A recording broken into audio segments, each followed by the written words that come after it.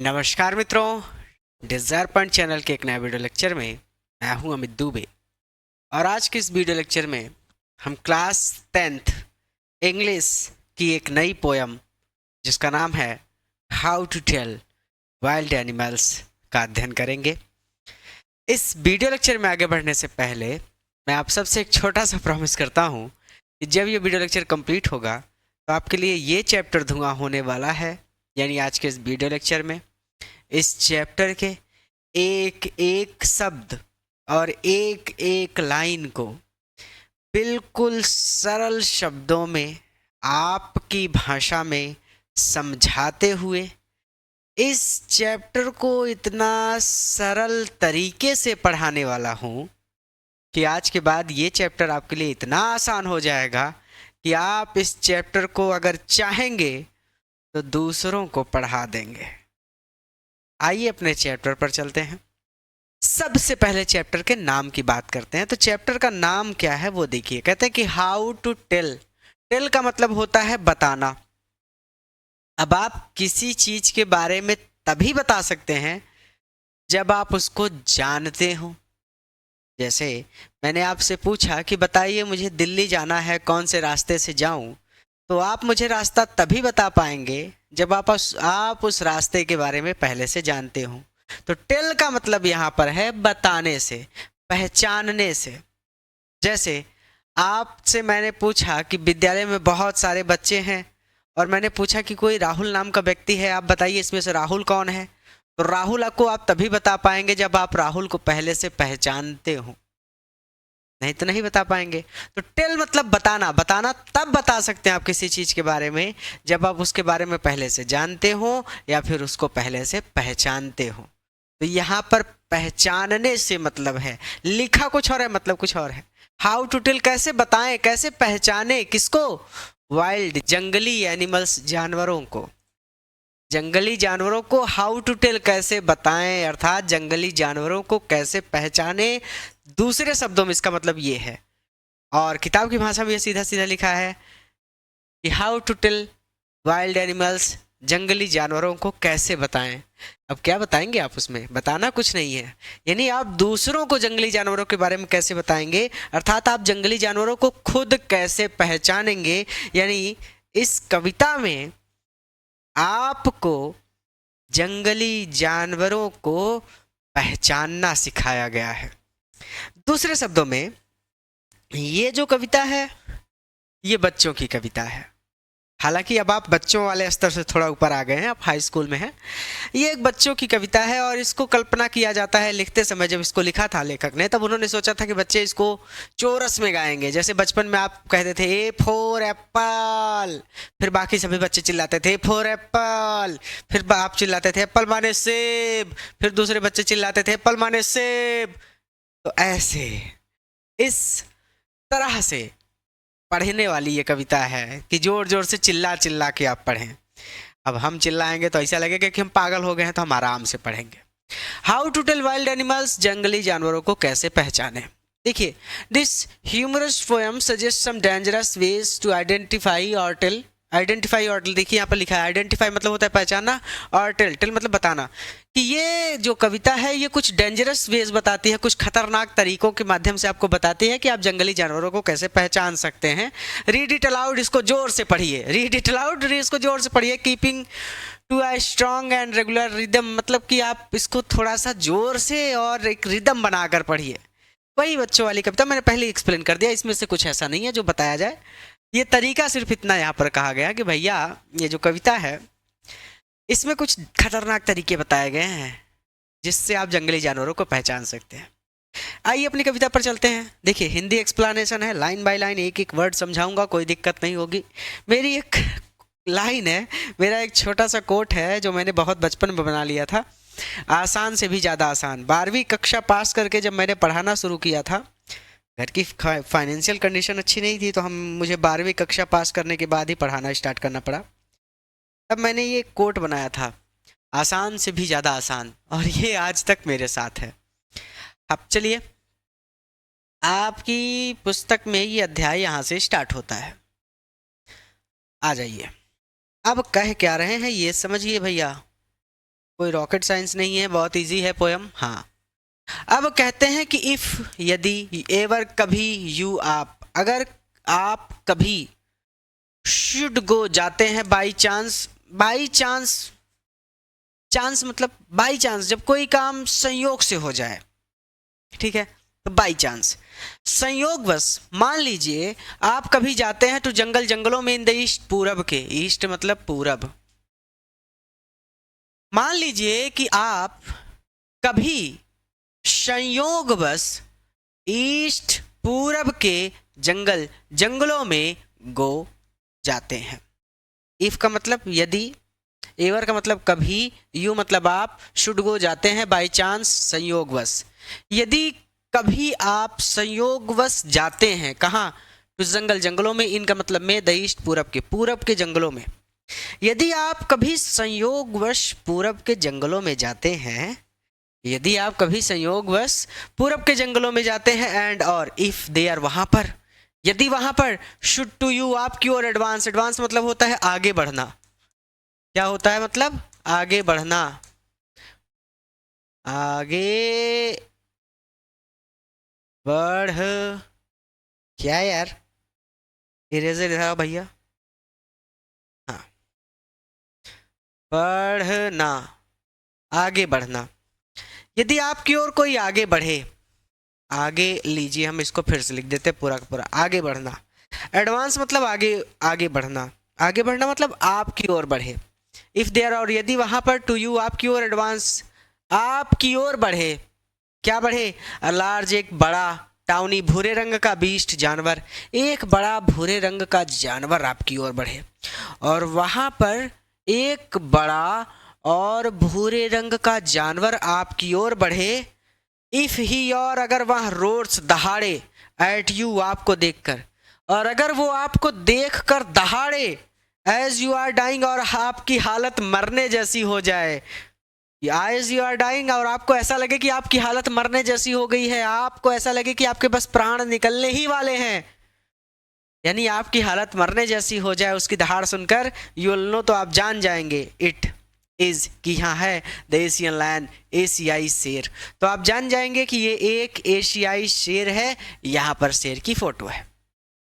फिर से रिवीजन कर लें, यदि आप कभी संयोगवश पूरब के जंगलों में जाएं और वहां पर आपकी ओर एक बड़ा भूरे रंग का जानवर बढ़े, यानी, और यदि वहां पर आपकी ओर बढ़े एक बड़ा और भूरे रंग का जानवर, तो आप इसको ऐसे भी कह सकते हैं कि, और वहां पर एक बड़ा भूरे रंग का जानवर आपकी ओर आगे बढ़े, if he roars at you as you are dying, और वो आप पर कुछ इस प्रकार दहाड़े कि आपकी हालत मरने जैसी हो जाए, you will know it is the Asian lion, तो आप जान जाएंगे कि यह एक एशियाई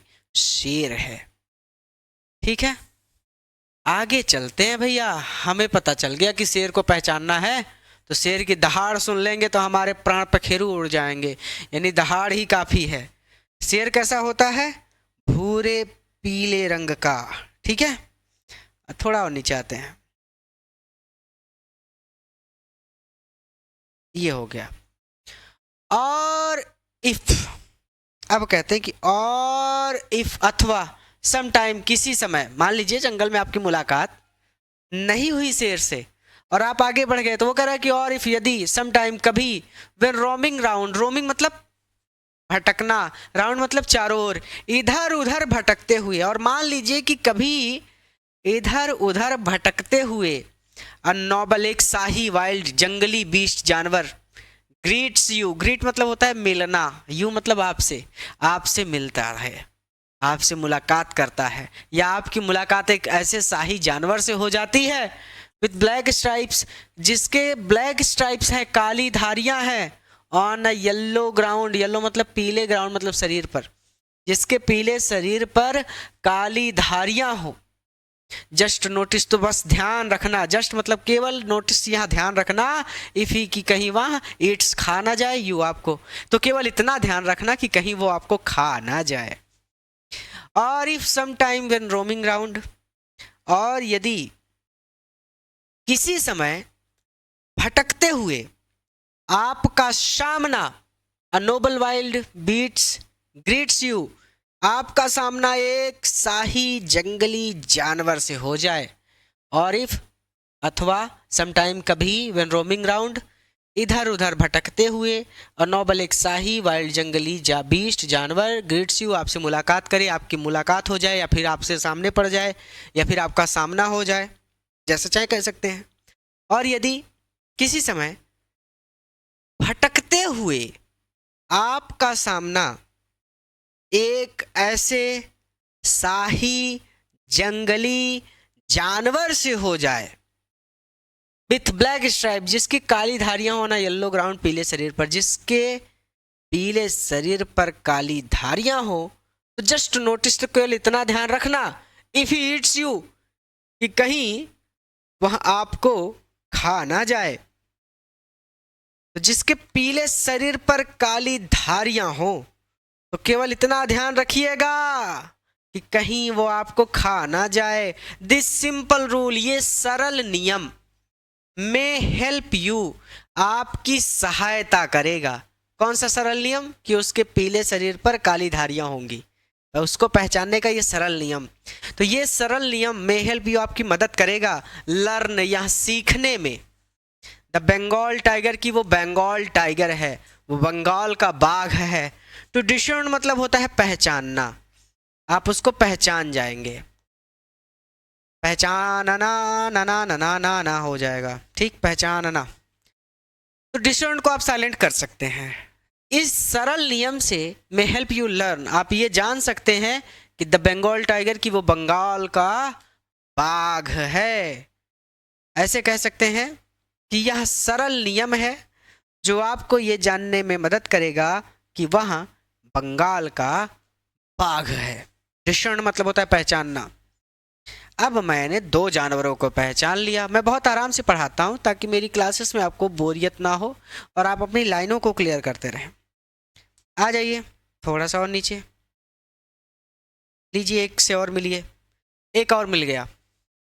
अब कहते हैं कि चलो भैया जंगल में आप गए, शेर नहीं मिला, बाघ भी नहीं मिला, तो आगे भी हो सकता है आप आगे बढ़ जाएं कि अरे कोई मिला नहीं, आप चौड़ियाते हुए कि चल भैया हम तो पहलवान हैं, कोनो ना मिला हमको, हम चलेंगे आगे। तो चलिए भैया आप मान लीजिए कोई नहीं मिला आपको, तो आगे आप चलते हैं। तो कहते हैं कि फिर स्ट्रॉलिंग फोर्थ, फोर्थ मतलब आगे, स्ट्रॉलिंग मतलब बढ़ते हुए। मान लीजिए आगे बढ़ते हुए, बीस्ट, एक बीस्ट मतलब होता है जानवर, यू आपसे व्यू दिखाई पड़ता है, बीस्ट यू व्यू, आपको एक ऐसा जानवर दिखाई पड़ता है। मान लीजिए जंगल में ही आगे बढ़ते हुए, इफ स्ट्रॉलिंग फॉर, मान लीजिए कि जंगल में ही आगे बढ़ते हुए बीस्ट यू व्यू, आपको एक ऐसा जानवर दिखाई पड़ता है हुज हाइड,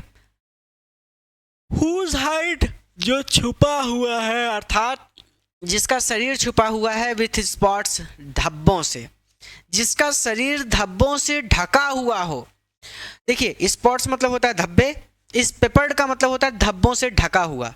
यहाँ पे बच्चे कंफ्यूज होते हैं कि सर जब स्पॉट्स लिख दिया था तो पेपर्ड क्यों लिखा? क्योंकि पेपर्ड का मतलब होता है धब्बों से ढका हुआ और स्पोर्ट्स का मतलब होता है धब्बे। देखिए इसका जो शरीर है, पूरे शरीर पर धब्बे हैं, इसका पूरा शरीर जो है धब्बों से ढका हुआ है, ऐसा लग रहा है जैसे चेचक हो गया हो। तो जिसका शरीर धब्बों से ढका हुआ हो, हुज हाइड, जिसका शरीर with spot, whose hide with spot, जिसका शरीर धब्बों से ढका हुआ हो, इस पेपर्ड, फिर वही मतलब हो जाएगा जिसका शरीर धब्बों से ढका हुआ हो। अर्थात इस पूरी लाइन का मतलब ही है कि जिसका शरीर धब्बों से ढका हुआ हो, स्पोर्ट्स मतलब धब्बे, पेपर्ड मतलब धब्बों से ढका हुआ, तो जिसका शरीर धब्बे से ढका हुआ हो। तो कह रहे हैं कि यदि आगे टहलते हुए आपको कोई ऐसा जानवर दिखाई दे जाए जिसका शरीर या फिर जिसकी खाल धब्बों से ढकी हुई हो, और एज सून एज, जैसे he has left on you, आपके ऊपर वो लेफ्ट करेगा, वो छलांग लगाएगा, और आपको देखते ही वो जैसे ही आप पर छलांग लगाएगा, यू विल नो, आप जान जाएंगे इट इज़ द लेपर्ड, कि वो लेपर्ड है, वो एक तेंदुआ है, जिसकी शरीर जो है, जिसका शरीर या फिर जिसकी खाल धब्बों से ढकी हुई हो, और आपको देखते ही वो तेजी से आप पर छलांग लगाए, तो आप जान जाएंगे, यू विल नो, आप जान जाएंगे इट इज लेपर्ड, कि वह तेंदुआ है। टिल डू नॉट गुड, अब कोई फायदा नहीं है, टिल डू नॉट गुड, अब कोई फायदा नहीं है।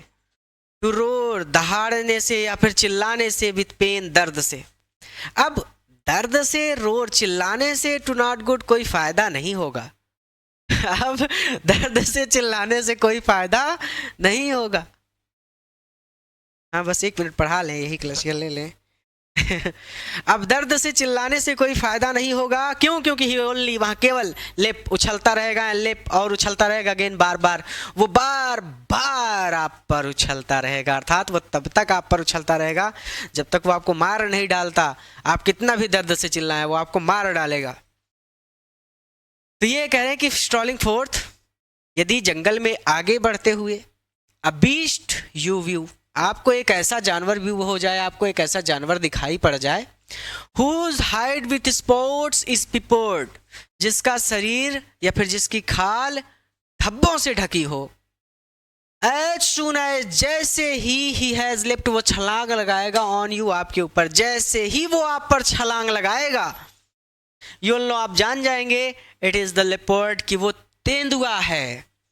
Till do not good to roar with pain, अब पेन, दर्द से, रोर, चिल्लाने से, do not good, कोई फायदा नहीं होगा।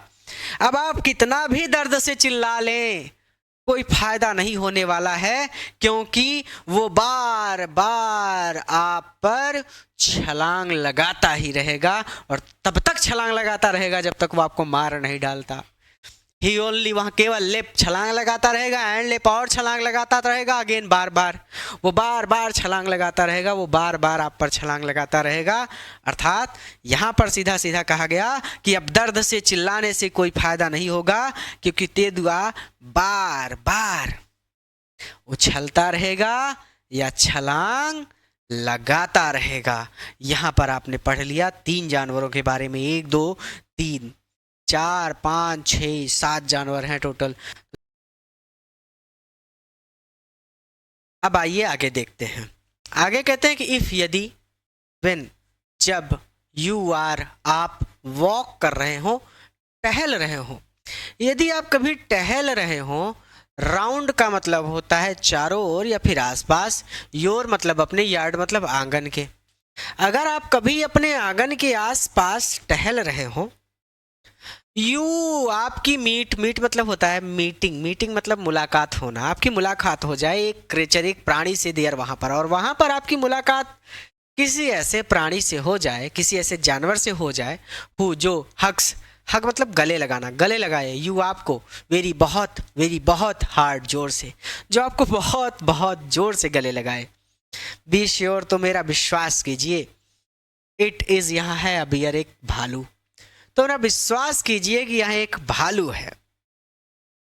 इफ, यदि, यू हैव एनी डाउट, अगर यू हैव, आपको है, एनी, कोई डाउट, संदेह, अगर आपको अभी भी कोई संदेह है, तो आई गेस, तो मुझे लगता है, या फिर मेरा ऐसा अनुमान है, या फिर मुझे ऐसा लगता है कि he'll give you, आपको देगा, जस्ट 1 more केयर, एक बार, 1 more, एक बार फिर से केयर देगा, एक बार फिर से आपको प्यार से स्पर्श करेगा, अर्थात एक बार फिर से आपको गले लगाएगा। अर्थात बात को समझिए, जो भालू होता है ना, वो जब शिकार करता है तो इतना भारी होता है कि हाउ हाउ हाउ हाउ करके जिस शिकार पर पड़ता है उसी के ऊपर गिर पड़ता है, हाउ हाउ हाउ हाउ करता रहता है। तो कहने का मतलब ये है कि ये कह रहे हैं कि भालू अगर आपको मिला तो वो आपको मार डालेगा, लेकिन उसके मारने का तरीका थोड़ा अलग होता है, वो आपके ऊपर गिर पड़ेगा और आप उसके नीचे दब जाएंगे। लेकिन अगर वो आपके ऊपर गिरा और दब गए आप, और वो उठा, आपको देखा कि आप मरे हैं कि नहीं मरे, और आपके ऐसे आंखें टनटना रहे हैं, आप जिंदा हैं आप, तो वो दोबारा छोड़ेगा नहीं आपको, फिर से आपको ऊपर गिर पड़ेगा, तब तक गिर पड़ेगा जब तक आपको मार नहीं डालता। तो if, when you are walking round your yard, कभी कह रहे हैं कि यदि आप कभी अपने आंगन के आसपास घूम रहे हो, you meet a creature there, और वहां पर आपको एक ऐसा प्राणी या फिर एक ऐसा जानवर मिल जाता है, who hugs you very very hard, जो आपको बहुत जोर से गले लगाता है। बी श्योर, तो विश्वास कीजिए, इट इज बियर, कि यहाँ एक भालू है, तो मेरा विश्वास कीजिए कि ये एक भालू है। If you have any doubt, अगर आपको अभी भी कोई संदेह है, तो आई गेस, तो मुझे ऐसा लगता है या फिर मेरा ऐसा अनुमान है, he'll give you just one more care। इस पूरी लाइन का मतलब सीधा सीधा कि वो आपको एक बार फिर से गले लगाएगा।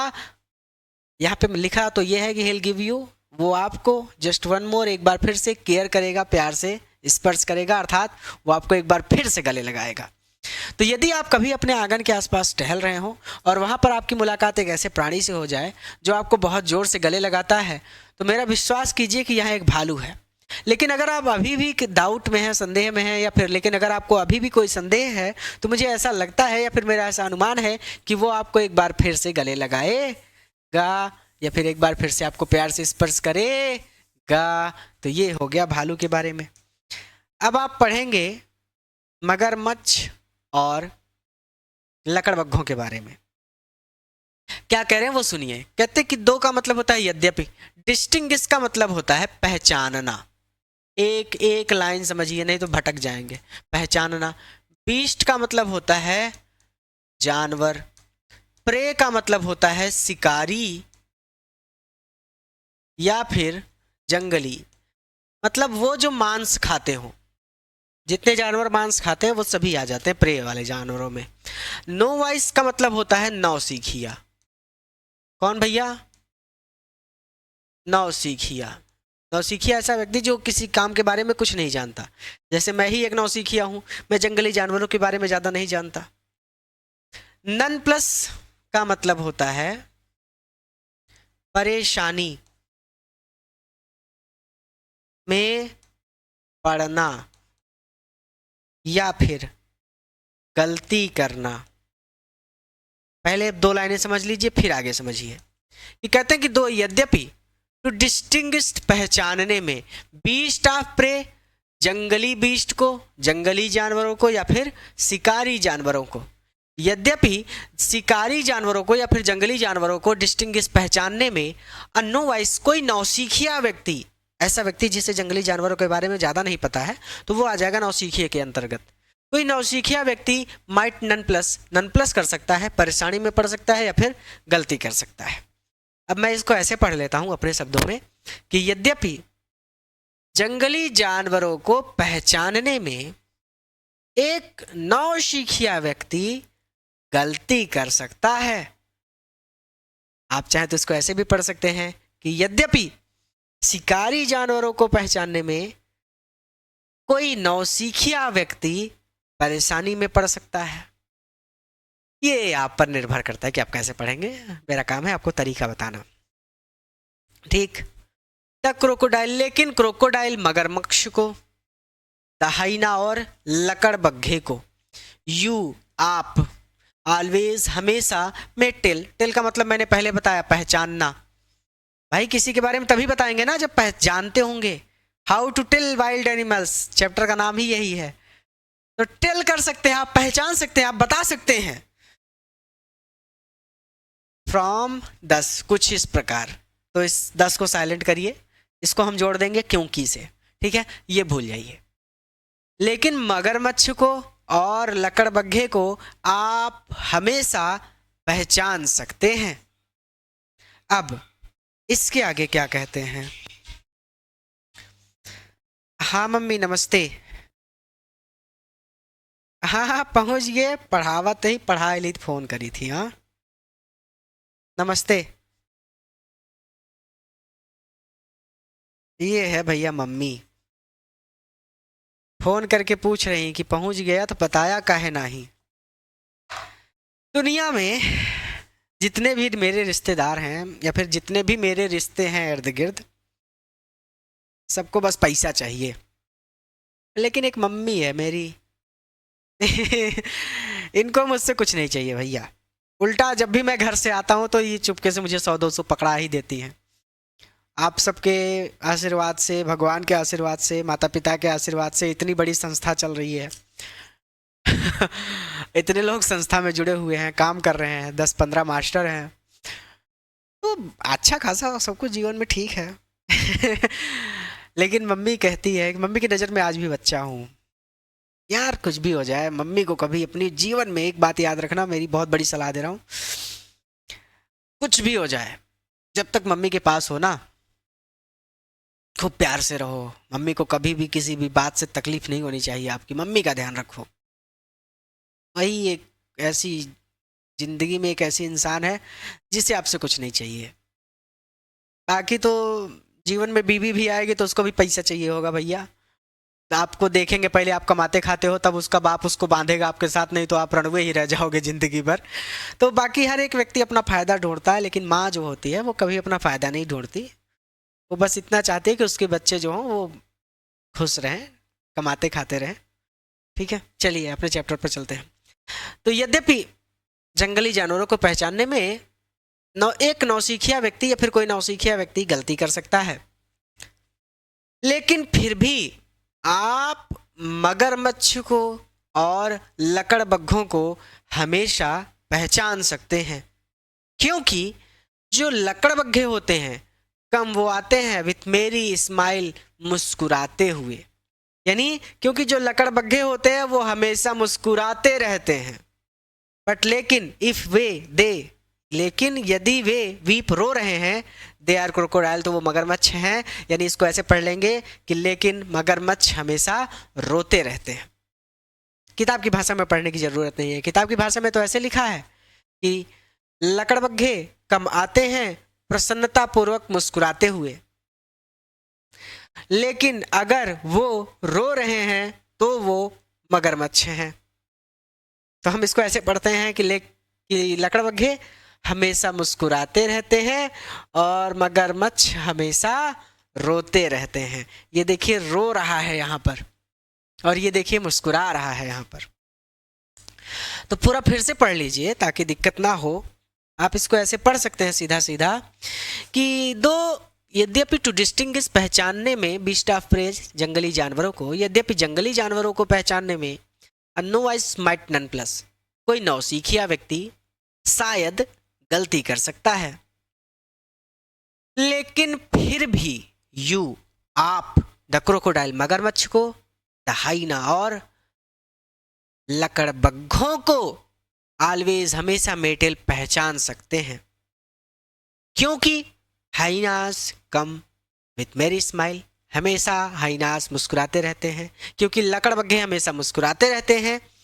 But if they are crocodile, लेकिन अगर वो रो रहे हैं तो वो मगरमच्छ हैं। अर्थात इसको ऐसे पढ़ सकते हैं कि मगरमच्छ हमेशा रोते रहते हैं, अर्थात लकड़बग्घे हमेशा मुस्कुराते रहते हैं और मगरमच्छ हमेशा रोते रहते हैं। भैया यहाँ तक तो ठीक है, इसका स्क्रीनशॉट ले लीजिए ताकि इनके वर्ड्स अगर आपको लिखने हो तो लिख सकें। आप ले लिया होगा, मैं मानता हूँ आप सब इतने बुद्धिमान हैं, कर सकते हैं। अब सबसे जरूरी बात, ये आखिरी वाला जानवर है जिसके बारे में हम पढ़ने जा रहे हैं, तो सबसे जरूरी बात ध्यान से सुनिए। कुछ मत करिए बेटा, इस वीडियो को अपने सभी मित्रों के साथ शेयर कर दीजिए, अभी के अभी, तुरंत इस वीडियो को अपने मित्रों के साथ शेयर करिए। नए हैं तो चैनल को सब्सक्राइब करिए ताकि अगली बार जब क्लास अपलोड हो तो आपको उसका लिंक मिल जाए सबसे पहले, और सबसे पहले आप अपनी क्लास में उपस्थित होकर अपना चैप्टर कंप्लीट कर सकें। जिस विद्यालय में आप पढ़ने जाते हैं, जिस कोचिंग में आप पढ़ते हैं, वहाँ पर सभी बच्चों को डिज़ायर पॉइंट के बारे में बताइए और उनसे कहिए कि वो डिज़ायर पॉइंट पर आकर पढ़ाई करें। अपने हर एक मित्र को डिज़ायर पॉइंट यूट्यूब चैनल पर ले आइए ताकि हम सब एक साथ मिलकर एक बड़ा प्लेटफॉर्म बना सकें और इस प्लेटफॉर्म पर एक साथ मिलकर काबिल अध्यापकों के द्वारा पढ़ सकें। इलाहाबाद के सबसे योग्य अध्यापक डिज़ायर पॉइंट पे इस समय पढ़ा रहे हैं।